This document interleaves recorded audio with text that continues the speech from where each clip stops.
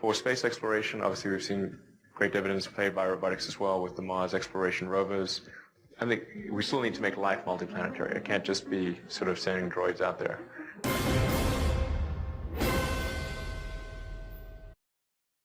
My mind is full. Just dealing with SpaceX and Tesla and then family matters. I mean, there are a few areas. I think at some point in the future, it'd be interesting to take a look at fusion. That's a tough problem, and it's something that I think we could solve. But I think humanity could solve that problem, but it is a very tough one. And maybe there's something where I could be helpful there, and but that's just completely speculative. I mean, it could be totally wrong. Success may not be one of the possible outcomes. Fusion. I think some scale is needed for fusion, probably. Though there's some ideas for having smaller scale fusion.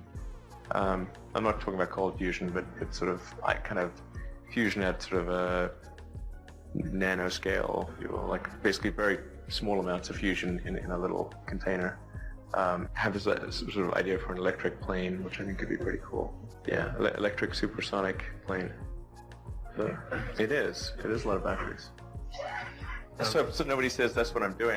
You asked me what a split second of I'm like, okay. I've been thinking a lot about the plane one, more than I should. Actually, I try to ban that from my mind. I got to stop myself from thinking about that one because that's a very exciting one. You know, Tesla does use robotics to a limited extent in its production today, particularly on the battery pack side, because you've got so many cells, almost 7,000 cells, that some robotic assistance is important in making the battery pack, and we'll certainly see a lot more of that as Tesla scales up. So robotics makes it's great for mass manufacturing.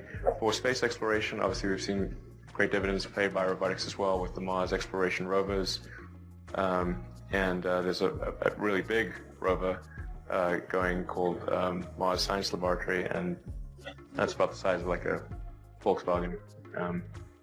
So I mean, I think there's a lot of room for robotics in a lot of fields, and that'll increase and continue in both automotive and space and other areas. But at the end of the day, you know, I think we still need to make life multiplanetary. It can't just be sort of sending droids out there. So I think robotic exploration, robotic preparation, we also need life going beyond Earth as well. I think it's great to incent outcomes rather than that. It's great to make bets on approaches, but it's also good to incent outcomes.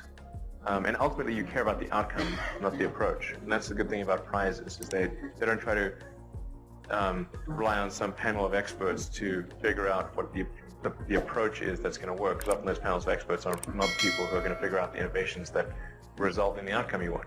And that's basically why you have prizes. So as far as the X Prize is concerned, there's an automotive X Prize, there's a genomics X Prize, for low-cost sequencing of genes. There's the Google Lunar X Prize, which SpaceX is trying to help with a little bit by offering. The only discounted launches we offer are for the Google Lunar X Prize, actually. Yeah, so there's a bunch of stuff happening there, and I think it's a good model. It should be emulated more.